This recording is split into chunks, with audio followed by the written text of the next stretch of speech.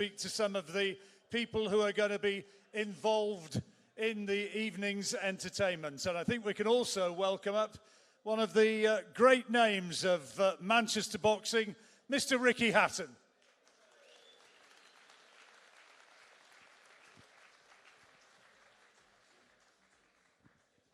Ricky, who's got Nathan Gorman on the bill, and interestingly as well, making his professional debut, never fought before, only had, I think, 12 amateur fights. 19-year-old Tommy Fury, younger brother of Tyson. Tyson's going to be here before too long as well, hopefully, and we'll be speaking to him as well. But Ricky's taken his seat with Steve Bunce. And Buncey, first of all, I mean, I've kind of built the atmosphere just a little bit, but it almost doesn't need selling, this one, does it? A fantastic card. Yeah, solid long card. 6 o'clock, we're live. We start about 4 o'clock. All sorts of boxers, Olympic medalists, GB boxers, world champions, fallen world champions, all sorts of stuff. Well done, John Boy. Thanks very much, John Boy. John Rawling does hours and hours of this, and he never give him a cheer. What's wrong with you, miserable bunch of sods? Give him a cheer. Thank you. Thank you very much. I'm joined here by a man that needs no introduction, so I won't even bother with an introduction. Ricky, you've got a couple of fighters on the bill, but first of all, let's deal with your heavyweight, Nathan Gorman. I like this kid. He's fast, he's slippery, he's elusive, and as they say, a bit like you, he will fight anybody. He is, yeah, fearless, and he's unbelievable. He's a real natural talent. I mean, he only had like 12 fights as an amateur. He was already in the GB squad.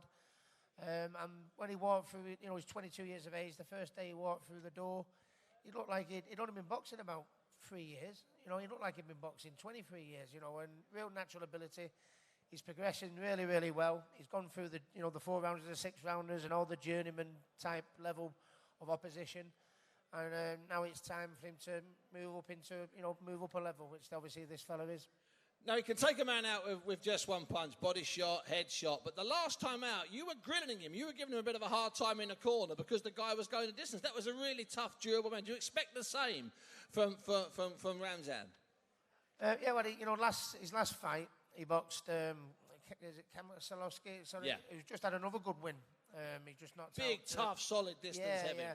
Well, he previously knocked him out, and this time he went the distance, and he's beat a lot of unbeaten fighters, as Salowski. So, but, you know, just sometimes I get a little bit giddy. Sometimes my expectations can be a little bit too much. Sometimes because I know what he's capable of. Sometimes if it's not perfect, he gets a bollocking, to put it bluntly. So, you know, but no, he boxed big sexy Sean Turner in his previous fight, and he showed that he can mix it and stand fight and tough it out.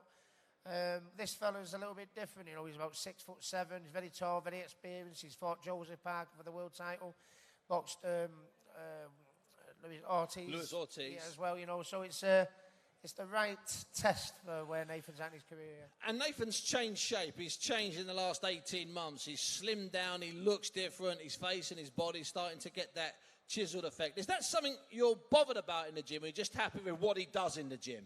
No, I mean he's never, you know, there's all different body types, you know. I mean, Nathan won't mind me for saying he's never going to be a body beautiful, but some boxers are like that. Tyson Fury has that smooth look to him. Remember Riddick Bowe? He was one, you know, one like that. But I want him to be a little bit lighter because he's 6'4", 17, 18. He's been fighting around about 18 stone. I'd like to get him round about near the 17 mark because I think when you get these 19 stone, 6'9"ers, you know what I mean, he's never going to be as big as that. And I think if he tightens up and solids up and makes himself a little bit more explosive, I think that will give him the advantage over these big lumps, as they say, you know. And what might it be today? I think he'll come in about 17 stone 10, something like that today, you know, which is good. You've got a nutritionist, Rick Moylan, who's been working with him every day. He's done wonders with him in such a real short space of time, and with what he's done in a matter of weeks, Rick working with Nathan on his diet, and he's, you know, I think it's exciting to see what he's going to look like come maybe summertime, you know what I mean? He'll be even better. Now you've got another fighter that doesn't have an ounce of flab on him. You've got, well, a Fury. You've got young Tommy Fury. And I've seen the pictures and I've heard the statements. Just how good and how much did he impress you when he first walked through the doors? He impressed me, obviously, when he first walked through the door. I mean, he'd only had about 6 amateur fights, no experience, you know, to be honest with you. And nobody had even heard. They didn't even know that Tyson had another brother, you know, most people. But he come through the door, and you could see that he was very, very talented in that. But more importantly, in the last 5 weeks closing in to fight night, he's impressed me even more. He seems to have slipped a few gears, you know what I mean? He's been sparring with some excellent fighters and more than holding his own. His stamina's improving, his boxing's improving, and being around Tyson and Huey, as you can imagine, for someone so stocky and thick-set, he boxes brilliantly off the back foot. But when you look at the armoury and the shoulders and the arms you've got on him, eventually, you know, if I can get him going back like Tyson and moving forward like I used to do, I think we've got a good prospect on our hands. But, you know, a lot of people say there's pressure on him being a Fury. You know, I don't think that is. I think he's got good pressure. Yeah, good pressure. He's got the added advantage of Huey and Tyson to look up to be honest with you. He only has six amateur fights, so nothing's expected of him. But I expect of him, yeah. Now, he's going to open the televised part of the BT show tomorrow in Manchester. And I think my gut feeling is it'll be quite difficult to hold him back. I think he's going to come out of the traps, ding, ding, 1 minute past 6 straight away. Yeah, well, you know, you look at, he's a real solid puncher, hits murderously hard. And I just said to him, I want to see, you know, the things that we've been working on in the gym. You know, well, first glimpses, you look at Tommy, he looks like a bit of a man mountain type, you know what I mean? And, you know, I can get anyone out of the pub to go and steamroll this fella. I said, I want you to show the other sides of your game, you know, the boxing ability, the defence work, the hand speed, the combination punching. Anyone can walk out there and just flatten someone, but I want to see what you've been doing in the gym, and that's what he'll do. I think people will be very, very impressed with him. Rick, it's been a good few years now that you since your last fight that you've been in the gym, but it seems to me that you've been the happiest I've seen you this last 6 to 9 months with the fighters you've got in the gym, the domestic fighters you've got in the gym. Is that a fair comment, Rick, that you're in one of the best places you've been for an awful long time? Yeah, it's been well documented, the ups and downs that I had, you know, and the last 12 months have been probably the best 12 years, the last 12 months of my life, to be honest with you. I mean, I had my success and my happy days in the gym, but I mean, when you've come from where I come from to be where I am now, that's why I say the last 12 months have been the best. You know, I'm in the gym working with great kids, wonderful talents. You know, my son Campbell's fighting now. He's 17 years of age. He's dedicated himself to the sport, and he's doing really, really well. My 2 little girls are coming along the treat. They're 7 and 5 now. Got a new missus, and you know, life is really, really good. I've even lost a little bit of weight as well. Join the club. so you know, that's it's all good, and it's because filling my time with fun things to do, and most of it is training all these great kids. Rick, let me ask you a question, and I'm sure the people here will understand this. Have you met anybody yet who hasn't claimed they were with you in Las Vegas, or hasn't claimed they were with you that night at the Etihad when you fought there? Have you ever met anybody that said, "Oh, I never saw you fight, Rick"? It's always either someone went to the Mayweather fight, or someone went to the Etihad fight, or someone's had a pint with me, or someone's seen me. Bought you a kebab? Everyone's seen me in Tenerife, or bought me a kebab, yeah. But no, because you know, life has changed so much for me. But me, I still do the things I've always done. I go to the football, I go to the pub, and I still knock about with the same people I grew up with and go to the same places, and the majority of the people probably in this room have probably had some story or met me somewhere along the line. That's just the way I am, and that's why I like to think people like me. Thanks very much. Ricky Hatton, People's Champion, Manchester hero. Thank you. And there really were 50,000 of us travelling over that night, or that week, to see him with Floyd Mayweather and the rest of them. Thank you very much, Steve. I think Frank Warren is going to be joining us before too long. But for a moment, before that, let's just talk about the main event, Steve, because interesting to hear from Ricky and his thoughts about Nathan Gorman and Tommy Fury's debut, and of course looking back at those fantastic nights that we enjoyed with him as he made his way. Do you know, it's 13 years since he beat Costa Zoo now. And that fantastic night in the arena that we're going to be on Saturday night. So who was there for Costa Zoo? Anybody there for Costa Zoo that night?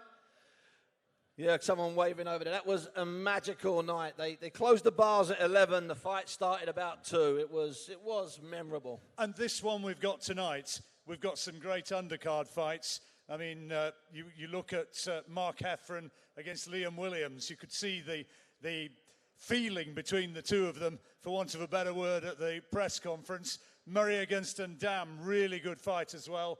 And, of course, top of the bill.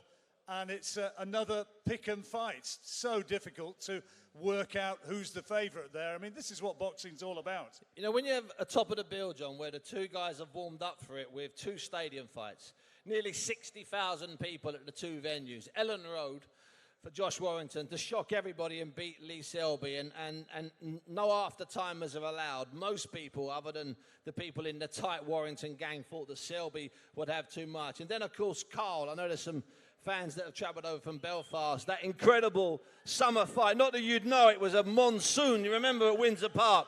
The rain was relentless. The action was a lot of fun. Tyson put on 30 minutes of entertainment for you guys. Wilder arrived at ringside. That was good fun for 10 minutes.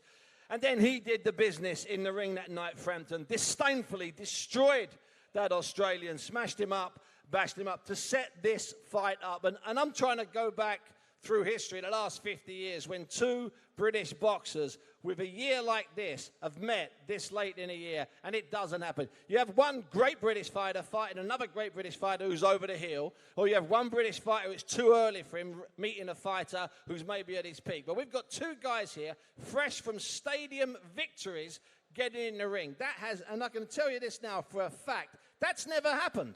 That's never happened in British boxing. So we are in, and we are experiencing something truly unique here. And I'm sure you'd echo what I'm saying, that I really, and I say this honestly, I just don't know who's going to win this main event. It's that sort of a fight. Now, you can talk, I'm sure, a little bit more to the man who's put this whole thing together, because Frank Warren now is going to join us on stage and have a few words before the main undercard weigh-in, which is coming up very soon. But Frank, please come up and join us on the stage and have a word with Bunsey about just what makes this such a special night. Ladies and gentlemen, Mr. Frank Warren.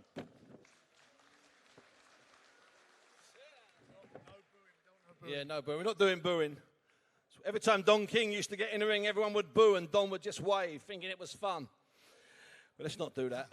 Frank, I just mentioned, I don't know if you heard it, two guys, winning guys, coming from two stadium fights into another massive fight. If this was the summer, we would have been outdoors. It's never happened. No, it hasn't. And also, they're coming off of two fantastic wins. Well, more than two fantastic wins. They've had a good winning run between them. And they're at the top of their game. You think of the four best in their division, they're included in that too. And I think that the winner of this fight on Saturday will go on to become the number one. There's some great fights to be made, but this is mouth-watering. It's the best fights in the best at their best. It's not an old guy over the hill fighting a young kid on the block. These are at their best. Let me ask you a question. People have said to me, Warrington was the one that wanted it. Frampton's the one that wanted it. Who wanted it? Who wanted it most, in your opinion? Who was it that was calling you up first and demanding that he fight the other guy? I think the public wanted it, and the two fighters wanted it. There was no one flinched away from it. Yeah, do you want to put that together? Yeah, we'll do it. The only thing that we had to work on was getting it into a neutral venue. And it is a shame in some ways that it's going on this time of year, because it would have filled out any football stadium anywhere. The fight that secured this for Josh Warrington back in May, Ellen Road, Kaiser Chiefs, 27,000 people, unbelievable balmy night. Now, you were one of the people that firmly believed that Josh would beat Lee Selby that night, weren't you? You were convinced he would win. I did, but we took it even further, because he was trying not to take the fight, Selby, and what we did, we got Josh into a final eliminator to force the issue. And I felt he would win the fight. I thought he had the beating of him in every department. And so that's how it turned out. He really won that fight well. He broke him down, and I think at the end of the day, broke his heart. And look, it's put him in the position he's in now. And Carl had a couple of good nights. Well, that's an understatement. A couple of great nights in the greatest fight city in the world, Belfast, earlier this year. The Donaire Masterclass, because it was comfortable. Carl never got out of first gear. And then that fantastic night in the rain at Windsor Park to set this up. Did the pair of them consider going in April or May next year, or did the two of them just want to get this on, get this out of the way? Well, originally we tried to get it on in November. that's when we were trying to do it, but there was all the nonsense going on whether Tyson Fury was going to fight in December. We'll come to Tyson, don't worry, son. Whether that fight was going to take place or not. And cut a long story short, that's why we're back at this date, because we lost the venues and so forth. But they wanted it. They wanted to get the fight on. We want to get on this side of the of Christmas, New Year, and that's what we've done. And to set up big fights for the winner, and depending on the loser, in the spring. Or who knows, if it's a really great close fight, there may be a rematch then. It's an amazing fight, and it's an amazing time for the fight. I mean, we could be leaving the ring after this fight less than 48 hours before Christmas Day. That's something, and you and I have been together 25 years. That's something we've never done. We've never pushed it that close. But it's been an amazing month. So I'm going to ask you now. I'm hopefully going to speak to Tyson Fury in a moment. Tell everybody, tell us where we are with the rematch with Wilder. Tell us where we are, Frank, after that December the 1st heroic, epic fight. Well, Tyson, as you know, he's been in training solidly for a year now. He's had 3 fights in a year. He's lost nearly 9 stone in weight. Got himself in some fantastic condition. So he's taking time out with his family. We've had a few discussions. He'll be there tomorrow night. He's working with BT there, and obviously he wants to see the fight that we all do. And then we'll get down to some negotiations. But Wilder said he wants the rematch. Tyson wants the rematch. I thought he got robbed. I thought he well won that fight. I think everybody did. Yeah, and that's where we're at. We want to make it happen. I found it strange. They're talking, the Hearns talking about Joshua wanting to fight Wilder, which to me is very strange. You would think that you would want to fight the guy who is the winner. The biggest fight out there, certainly in British boxing, maybe world boxing, is not so much the rematch. It's Tyson Fury against Anthony Joshua. But they don't even mention his name. And I think Tyson now has got ahead of the game as far as all these heavyweights are concerned now. I think he's the number one. Number one heavyweight, in your opinion. Number one heavyweight in a lot of people's opinion. But more than that, what he certainly is, and we saw this when he boxed Safari, the guy at the Manchester Arena back in the summer. Okay, it wasn't a fight. It was the first fight back for 3 years. But what we saw that night, we suddenly saw near enough a sold-out arena, all screaming and howling and applauding Tyson Fury. That was a massive shift towards what I think he's walking around with, that People's Champion crown, which he's taken from Ricky. Well, I think he has, but you've got to remember, he's done great in boxing, but he's done well in life. To be in a position he was in, where he was suicidal, he was feeling, as low as you could get as a human being, to fight back and get himself to where he's gotten now is an achievement. And I think the British public, like that. They like to see a fighter. Everybody, when you're on the up, they like to sometimes see you down. He's a winner. He was a winner. He was the undisputed world champion before he had his problems, and he's come back and shown what he's made of. He's made, as a person, I think he's a different person, and I think he is, without a doubt, the people's champion. He is the lineal world champion, and he is the people's champion. Let's get back to Warrington. Let's get back to Frampton. You're sitting there at ringside. You work with both fighters. You've worked with both fighters for a while. How do you do that? So you're promoter, fan, friend of both. What do you do? So you just can sit there with nothing on your face, no look on your face, like you're playing poker? It's very difficult, when you they're 2 lovely fellas to start with. They're the best you could work with. Super guys. You sit there, enjoy it. I'm a fan. On the night, I'm going to be a fan. I'm going to sit there.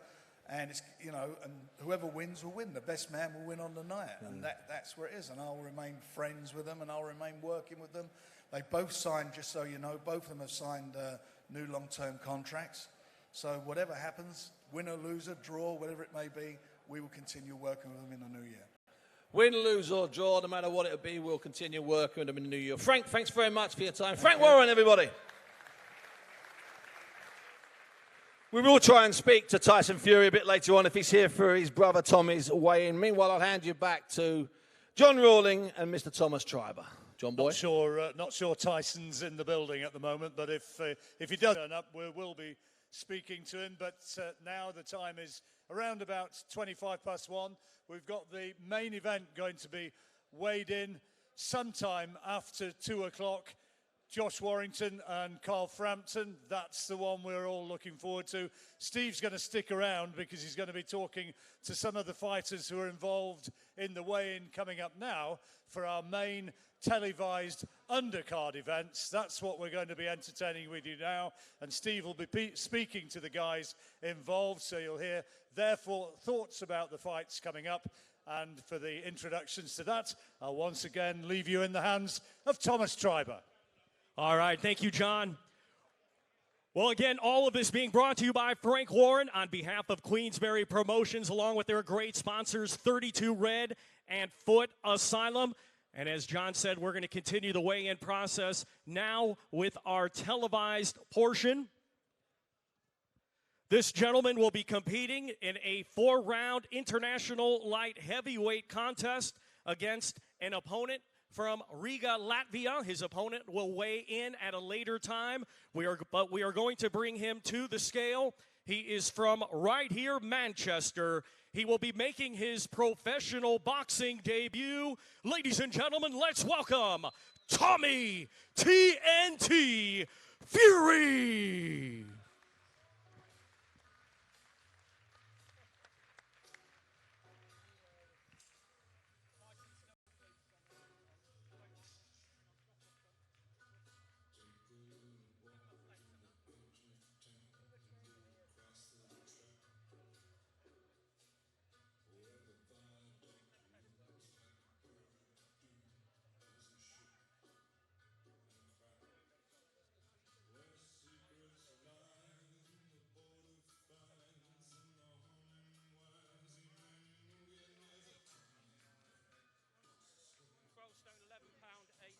Twelve stone, 11 pounds, 8 ounces for Tommy TNT Fury.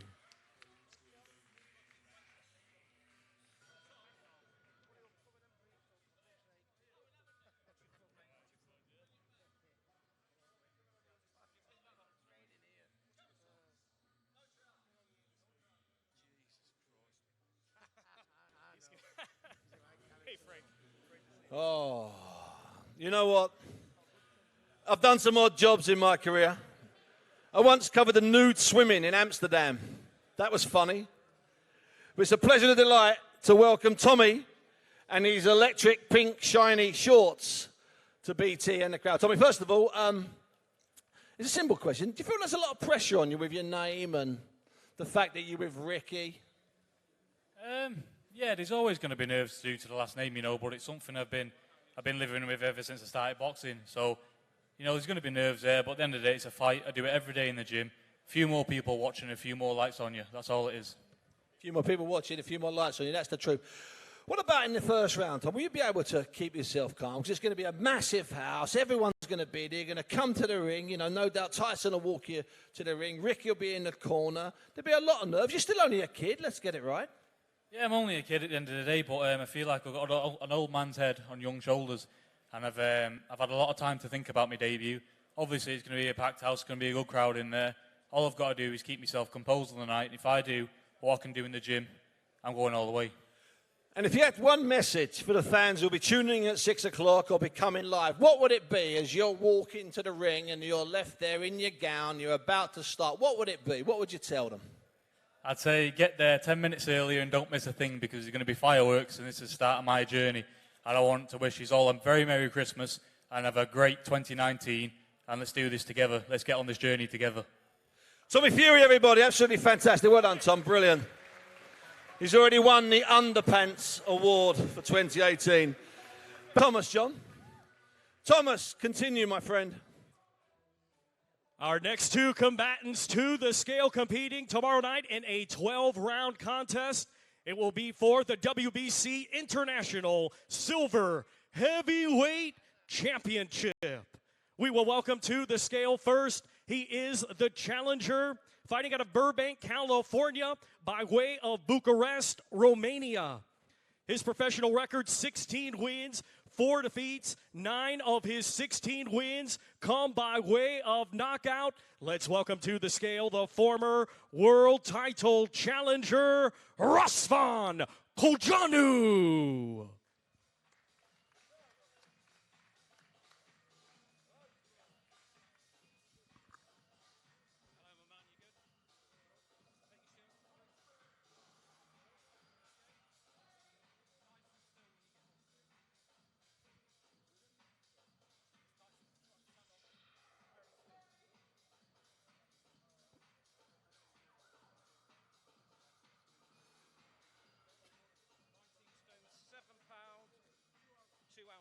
19 stone, 7 pounds, 2 ounces.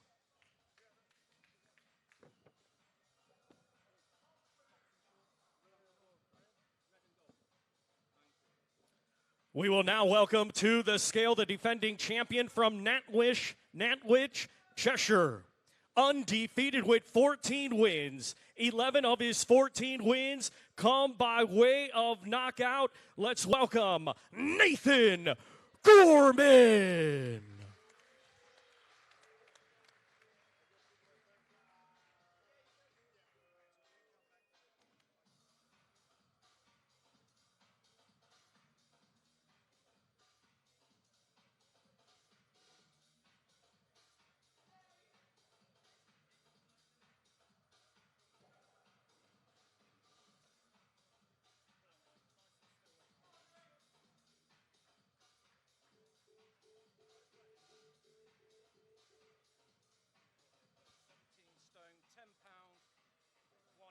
$17 stone, 10 pounds, 1 ounce for Nathan Gorman.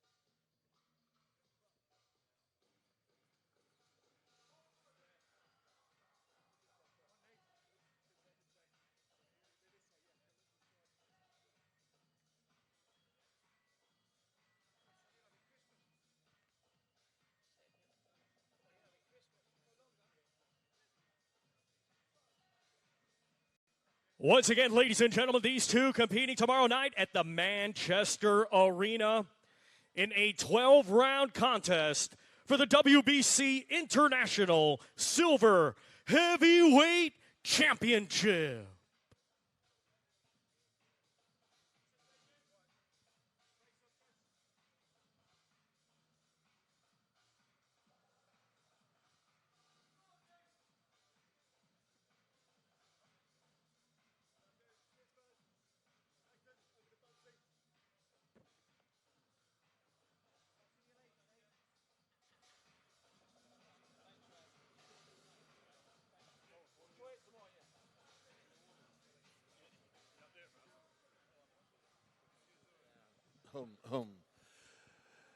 Nathan Gorman, face to face, big lump, fought for a world title, fought one of the most avoided guys in the heavyweight division, came here to fight Daniel Dubois. Daniel Dubois pulled out, and suddenly he's been thrown on you.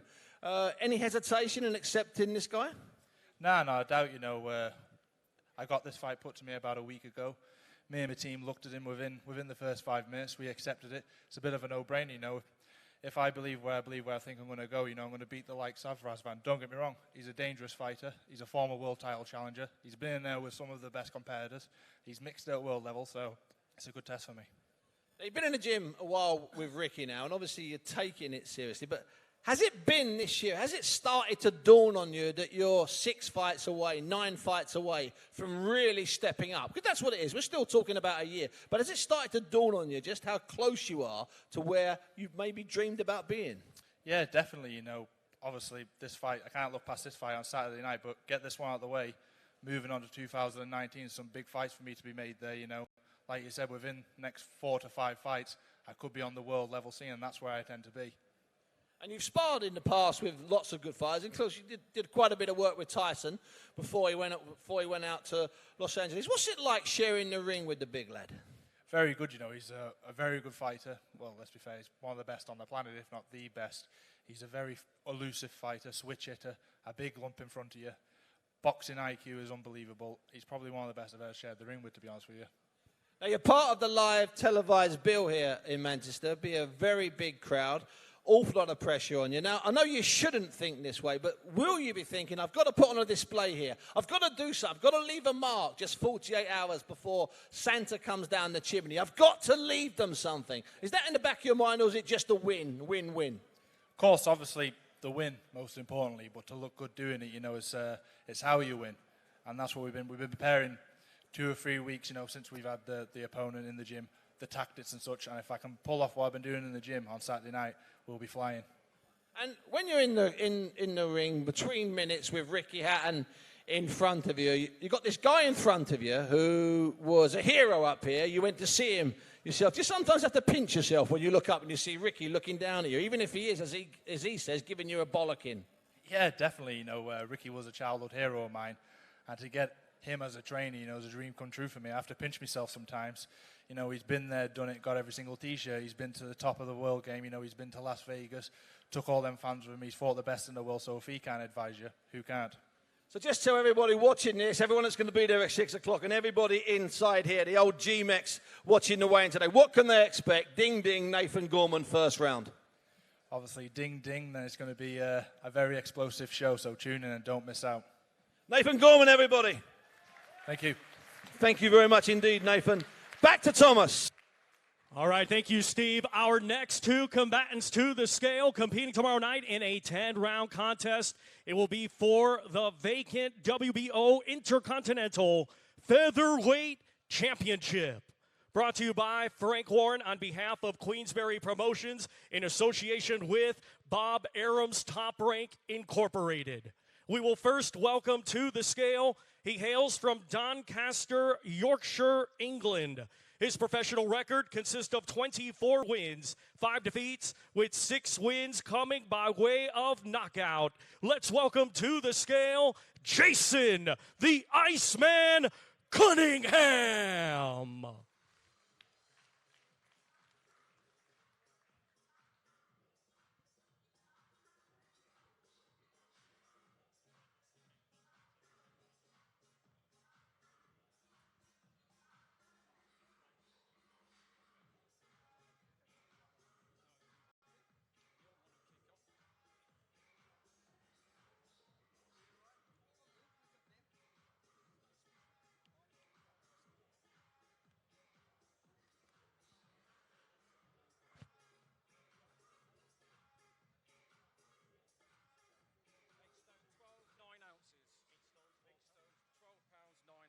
Eight stone, 12 pounds, 9 ounces.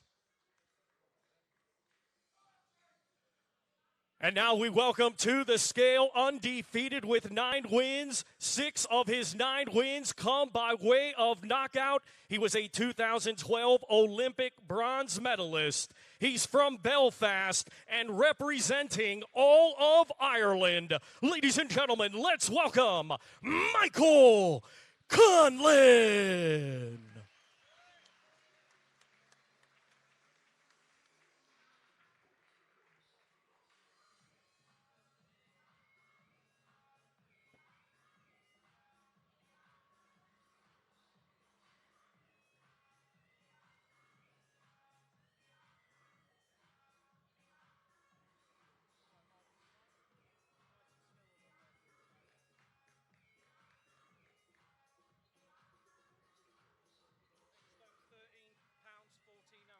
Eight stone, 13 pounds, 14 ounces.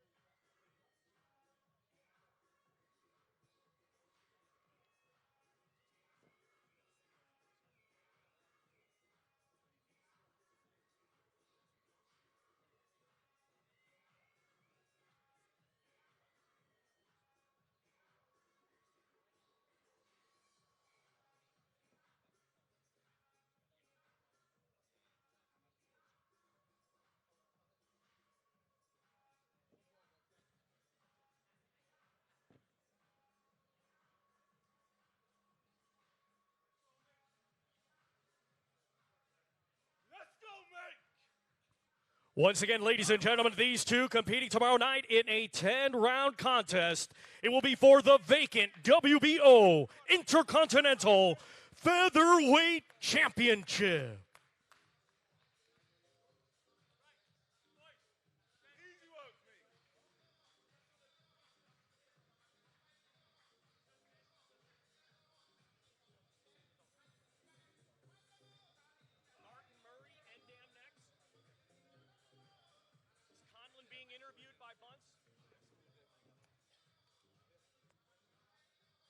We continue the weigh-in process with two combatants competing tomorrow night in a 12-round contest. It will be for the WBC Silver Middleweight Championship. We will first welcome, he is the challenger tomorrow night. He comes to us from Monaco, Monte Carlo. He brings a professional record of 36 wins, 3 defeats, with 21 wins coming by way of knockout. He is the former WBA and WBO middleweight champion of the world. Let's welcome Hassan El Fenomeno Indam.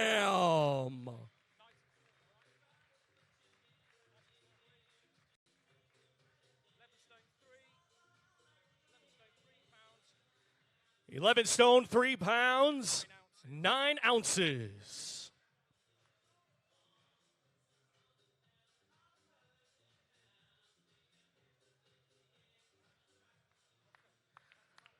And now we welcome to the scale, he is the defending champion. His professional record, 37 wins, 4 defeats, 1 draw, 17 wins come by way of knockout. Let's welcome the fighting pride of St. Helens, Martin Murray.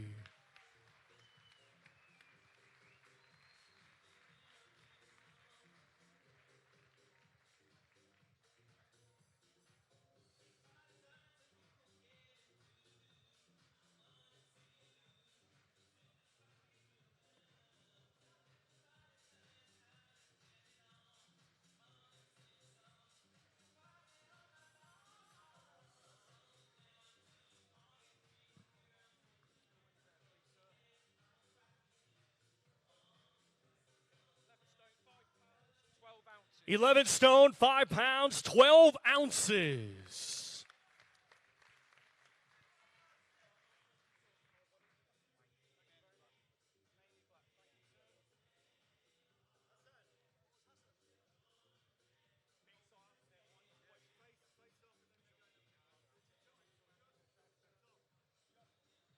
Just Martin.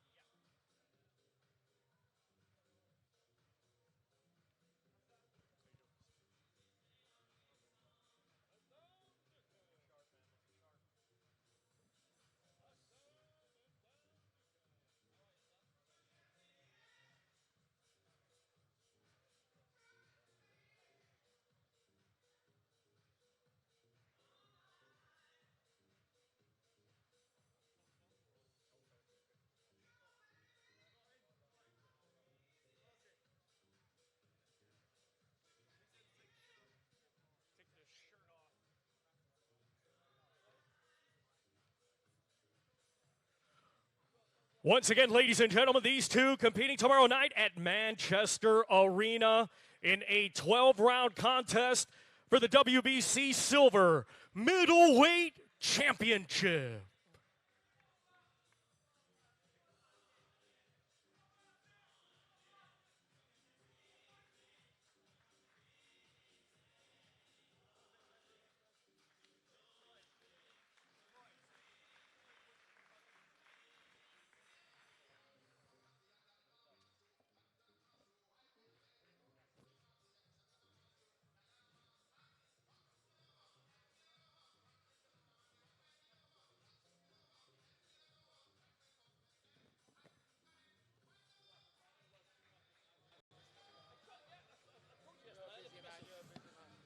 Oh, Martin Murray, everybody. Martin, this guy's been a champion. He's been in some big fights with some big fighters. You've been in some big fights with some big fighters. It's nearly Christmas. This is a really hard fight. Couldn't you have taken an easier one?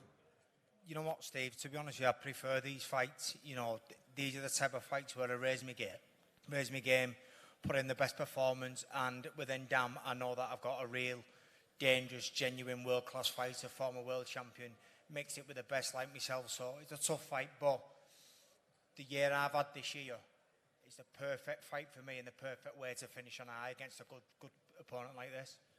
Now, you've had those fights before, down in Argentina, Monaco, really hard world title fights before. Have you still got one of those in you? Can you still win that world title? And is Ndan the perfect man as the test? Without a shadow of a doubt. Training, I believe I'm the best fighter I've ever been. Older, wiser, more experienced, training a lot smarter. And, you know, there was a couple of years ago where I really fell out of love with boxing. And if I'm honest, I think it kind of showed in my performances. It did, son. Yeah, no, I'm just speaking honest, Steve, like I always do, and it did. And now I've got the love back for it, and I'm going to prove that and show that on Saturday.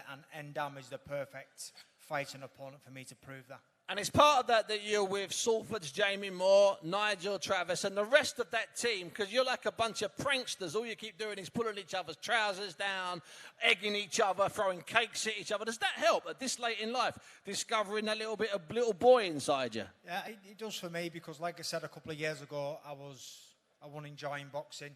It was hard for me to get to the gym, which, like I just said, I think that showed in my performances. Now the crack at the gym is getting me to the gym, so it's not a struggle getting there.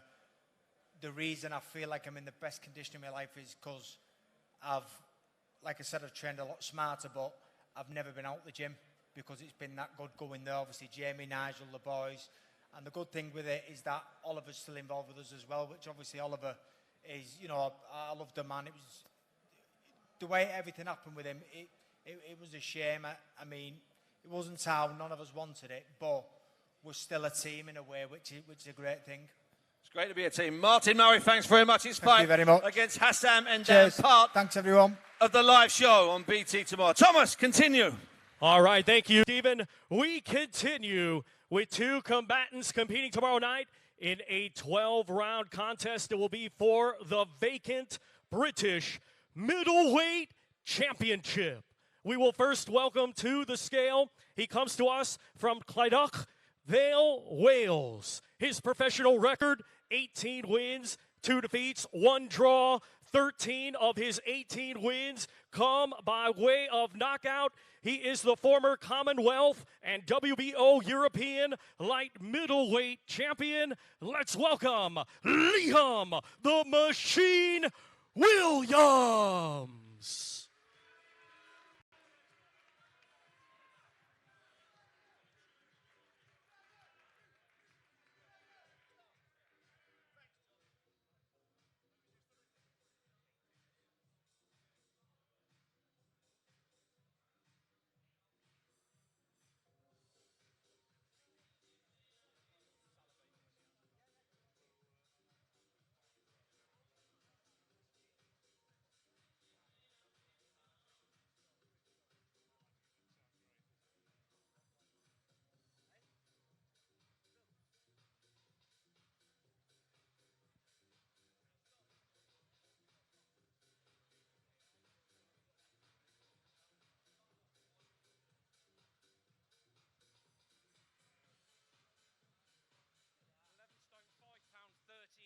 $11 stones, 5 pounds, 13 ounces.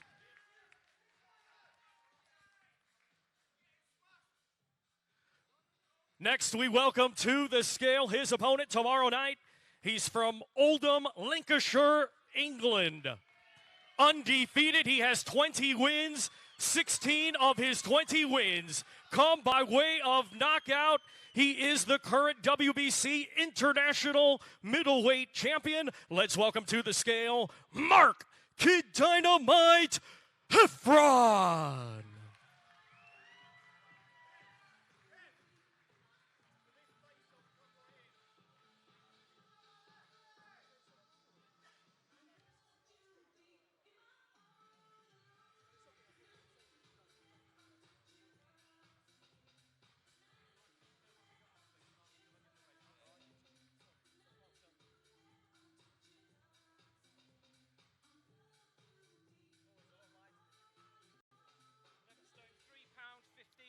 $11 stone, 3 pounds, 15 ounces.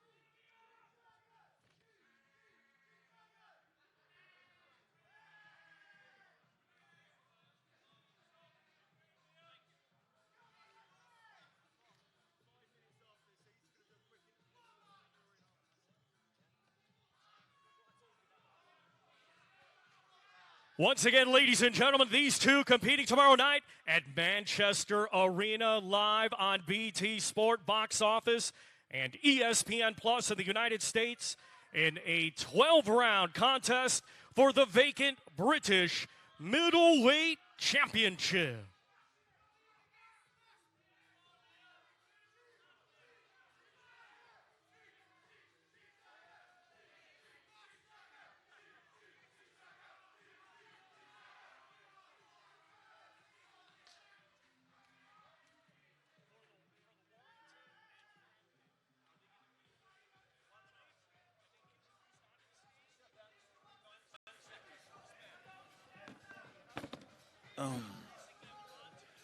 All right, people, I've got Liam Williams here. We tossed the coin to see who spoke to me first, and Liam won or lost, depending on which way you look at it.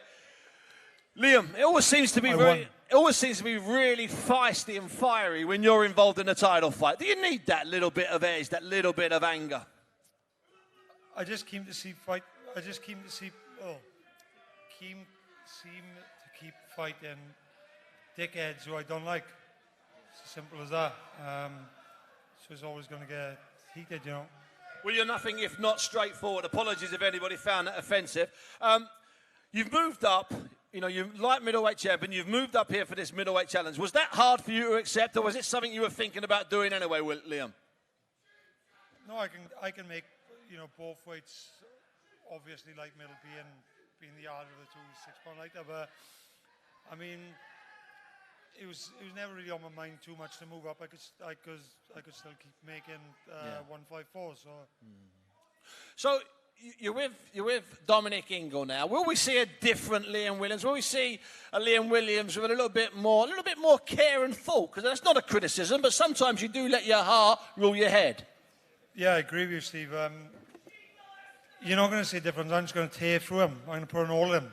I don't like him, and I'm going to hurt him bad. Liam Williams, thank you very much. You can give him applause or you can boo. Liam, thank you very much indeed for your time. Mark, if I can call you over. Easy. Sit yourself down, Mark. Sit yourself down. Hey, listen, you were all relaxing there, weren't you, until these two came up? You were expecting this, Mark. Thanks for joining us. Mark, Liam gets very excitable. You got a little bit excitable there. Is this a fight that you're genuinely looking forward to? Yeah, definitely. It's definitely the fight I'm looking for. It's a step up. It's a step up I need, and it's going to bring the best out of me. When Jason Welborn decided to drop back down and go and fight for a world title, vacated the title, and Liam Williams was put to you, did you have to think a couple of minutes about it? Because he's tough. He's proven. He's been those hard, gutsy, bloody rounds. No, not at all. My manager rang me, and I actually had a fight already lined up. We said yes to that, but then as soon as I got offered Liam Williams, I said yes to it straight away, yeah. So it's ding-ding tomorrow night. It's BT. There's a lot of people there. There's a lot of expectation. What can people expect from you in the opening round of this fight? I'm going to expect fireworks, and I'm going to knock him out good and proper, man. I'm going to finish him proper, man. Mark, thanks very much for your time. Liam Williams and Mark Heffron adding just that little bit of spice that we've come to expect. No manufactured spice. No ridiculous hype. No throwing of tables. Only just a little bit of hype. Thomas, take it away and lead us into the dream fight. Ladies and gentlemen, at this time, we are going to bring onto the stage area our main event participants competing tomorrow night at Manchester Arena, all brought to you by Frank Warren on behalf of Queensberry Promotions, along with their great sponsors, 32 Red and Foot Asylum. Let's welcome first, from Belfast, Northern Ireland, he is a former two-weight world champion, Carl the Jackal Frampton.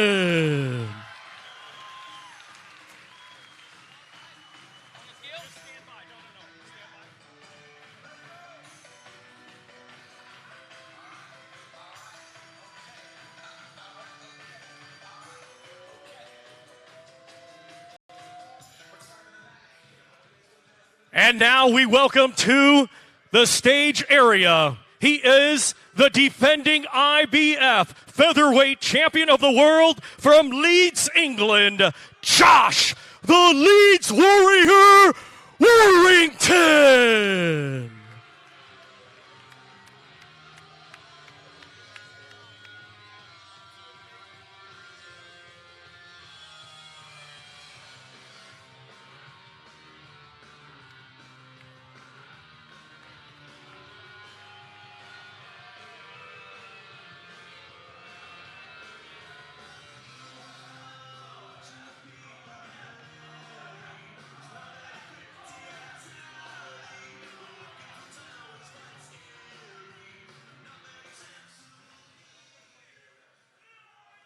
Ladies and gentlemen, tomorrow night, our main event is scheduled for 12 rounds, and it will be for the IBF Featherweight Championship of the World.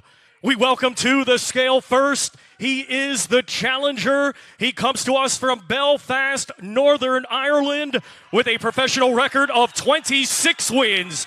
Just one defeat, 15 wins, come by way of knockout. He is the former Unified Super Bantamweight World Champion, the former WBA Super World Featherweight Champion, and he is the current WBO Interim Featherweight Champion of the World. Let's welcome Carl the Jackal Frampton.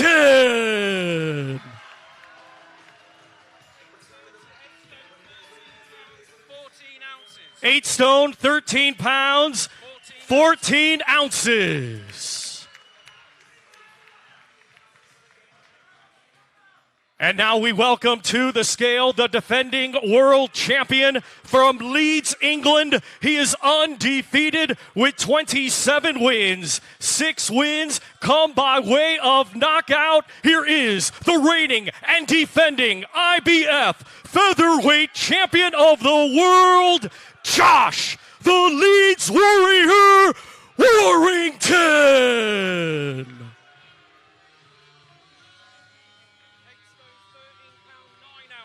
8 stone, 13 pounds, 9 ounces.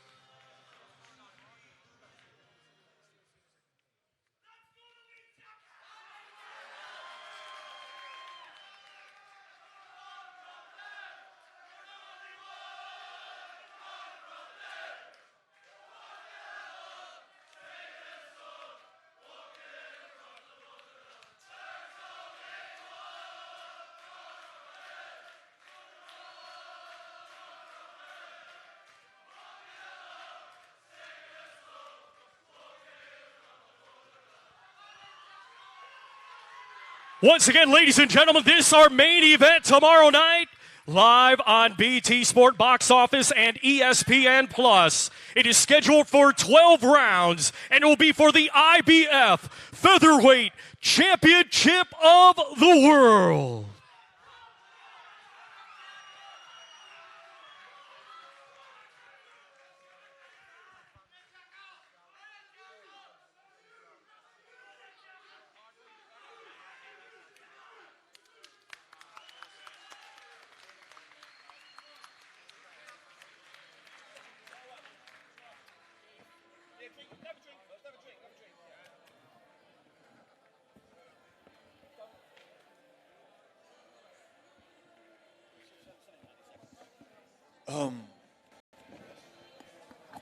We'll hear from both the fighters. We'll start with the IBF Featherweight Champion of the World, Josh Warrington.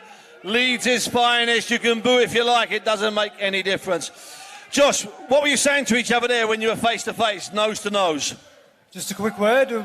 We've trained hard for 12 weeks. I know Carl's ready for 12 hard rounds as well, so give the fans what they want, and they want an exciting fight. Everything on the line for this belt, but I've just got a little bit more, and I'm ready. Now, you shook hands there instead of pushing each other away. It's not like you or Carl to get nasty. It's like gentlemanly. It's all about what happens in the ring, isn't it? First bell. Listen, we've got 12 rounds to sort it out with each other. All talking's been done, and we go to war tomorrow, so that's where the real talking's done. The talking's done with the hands, and we'd like to say we do the business. Now, Josh, for you, it's also about respect. You were disrespected in many areas before the fight with Lee Selby, even though it was on your home ground, your home turf. And in some ways, you've been disrespected a little bit here. You've been overlooked in some ways. You're the betting underdog. Does that motivate you, or is it starting to annoy you slightly? Don't bother me whatsoever, because after Saturday night, you know, I'll win a load more fans over, and people can't argue once they beat Lee Selby and Carl Frampton in the same year, and people start to recognise what I'm really about. So yeah, I get a few boos here, but on Saturday night, all them who were cheering for me will be cheering louder, and those who were booing me will be silent. You silenced them certainly at the Ellen Road. So it's ding-ding, first round. What can people expect from Josh Warrington? Listen, they can expect expect a lively 12 rounds contest. It's going to be exciting. I'd just like to say, those who've come out today to support myself, I look forward to it. Those who are supporting Carl, enjoy it while it lasts, and tomorrow we go to war, and still, let's have it. And still, let's have it. Tomorrow we go to war. That's Josh Warrington, everybody, the champion. We'll get Carl Frampton over in a second. Carl, thanks for joining us. Just a second or two. Top boy. Carl, two gentlemen with a lot to prove. Big fight for you, because I think we all found out in May that Josh Warrington's a little bit better than some of us maybe thought. I agree, you know, I give him credit, and I do give him credit that was a good win against Lee Selby, but I think this is a completely different fight now. I'm a different fighter than anyone he's ever faced before, and I'm ready for 12 hard rounds. Whatever it takes, I'm going to do to win this fight. You know, he talks about being the underdog and stuff, and I've been written off so many times. Too old, too slow. Yeah, and I just want to prove that that's a lot of bullshit. Apologies once again if people get upset with that, not that I do. Carl, you talk about that, you know, where you've been written off. Those two fights with Leo Santa Cruz, one in New York you're meant to lose, one in Las Vegas you're meant to win. It was the opposite way around. Even Kiko Martinez outside the Titanic Center. Does it annoy you slightly that people do consider you maybe a little bit lacking in motivation, a little bit slow, a little bit overdue? I mean, there's talk of you retiring, getting your slippers and getting a pint. Yeah, well, I don't know where it comes from, to be honest. Look, I spoke about retiring, but that was 2 years ago. But, you know, I've joined up with a new team, Jimmy Moore and MTK and Frank, and I'm enjoying my life more than I've ever enjoyed it. I'm enjoying my boxing more than I've ever enjoyed it. Retirement is at the back of my mind. I'm just, like, I was beating big names and hating boxing. Now I'm enjoying it. I'm only going to get better. And it seems to me, judging by this crowd here, that a lot of people have taken the afternoon off in Belfast. What do you imagine? You've been in some really torrid atmospheres. What do you imagine it will be like come first bell inside that arena on Saturday night? It's going to be noisy. To be honest, where we are, I know a lot of people from Belfast are coming over tomorrow. It's so close to Christmas, but I expected the crowd to be more pro Josh Warrington today, but listen to this, unreal. The support I have is amazing. I'm the best supported fighter on the planet, I'm telling you. The amount of people I bring to Vegas and New York, these are the most passionate fans in the world, and they're going to let themselves be heard on Saturday night. Go on the boys! And just tell these fans that came out in the pouring rain, 30,000 of them that have come out for you all the way through your career. Tell them what they can expect. First bell tomorrow night inside the arena on BT. Expect anything, but the thing they expect the most is me to win. I'm winning this fight, no doubt in my mind.